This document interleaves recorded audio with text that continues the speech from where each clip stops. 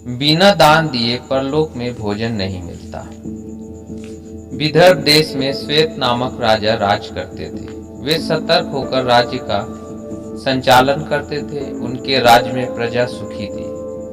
कुछ दिनों के बाद राजा के मन में बैराग हो आया। तब वे अपने भाइयों को राज्य सौंपकर वन में तपस्या करने चले गए। उन्होंने जिस लगन से राज्य का संचालन किया था, उससे भी अधिक लगन से हजारों वर्ष तक तपस्या की।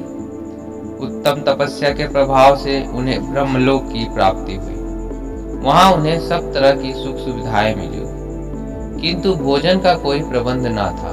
भूख के मारे उनकी इंद्रियां बेकल हो गई। उन्होंने ब्रह्मा जी से पूछा कि यह लोग भूख प्यास से रहित माना जाता है, फिर किस कर्म के विपाक से मैं भूख से सतत पीड़ित रहता हूँ।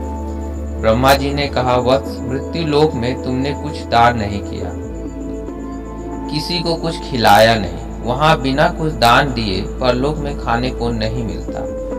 भोजन से तुमने केवल अपने शरीर को पाला है, इसीलिए उसी मुर्दे शरीर को वहां जाकर खाना पड़ेगा। इसके अतिरिक्त तुम्हारे भोजन का और कोई मार्ग नहीं है। तुम्हारा वह शव अक्षय बना रहेगा। 100 वर्ष बाद महर्षि अगस्त तुम्हारा उद्धार करेंगे। ठीक 100 वर्ष बाद देवयोग से महर्षि अगस्त 100 योजन वाले उस विशाल वन में जा पहुंचे।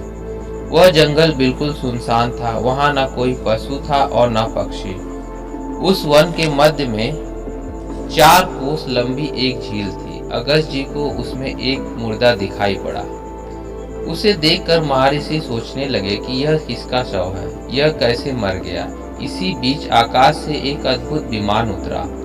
उस विमान से एक दिव्य पुरुष निकला। वह झील में स्नान कर उस शव का मांस खाने लगा। भरपेट मांस खाकर वह सरोवर में उतरा और उसकी छटा निहार कर फिर स्वर्ग की ओर जाने लगा।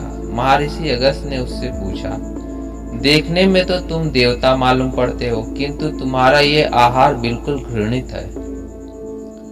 तब उस स्वर्गवासी पुरुष ने अपना पूरा वृत्तांत कहकर सुनाया और यह भी बताया कि हमारे 100 वर्ष पूरे हो गए हैं। पता नहीं महर्षि अगस्त मुझे कहाँ कब दर्शन देंगे कि हमारा उद्धार होगा। अगस्त जी ने कहा, महाभाग, मैं ही अगस्त हूँ, बताओ तुम्हारा क्या उपकार करूँ। तब उसने कहा, मैं अपने उद्धार के लिए आपको एक अलौकिक आभूषण भेंट करता हूँ। इसे आप स्वीकार कर मेरा उद्धार करें। निर्लोभ महर्षि ने उसके उद्धार के लिए उस आभूषण को स्वीकार कर लिया। आभूषण के स्वीकार करते ही वह शव अदृश्य हो गया और उस पुरुष को अक्षय लोक की प्राप्ति हुई। महापुराण सृष्टि खंड। दोस्तों, इस कथा से हमें यह मालूम पड़ता है कि हमें अपने जीवन काल में दान पुण्य करते रहना चाहिए, जिससे कि हमारा यह जीवन भी सफल हो जाए और परलोक में जाके अच्छे फल भी मिले। उम्मीद है आपको वीडियो पसंद आई होगी। पसंद आई हो तो लाइक और सब्सक्राइब जरूर करें। तब तक के लिए मिलते हैं किसी अगली वीडियो में। धन्यवाद। जय हिंद, जय भारत।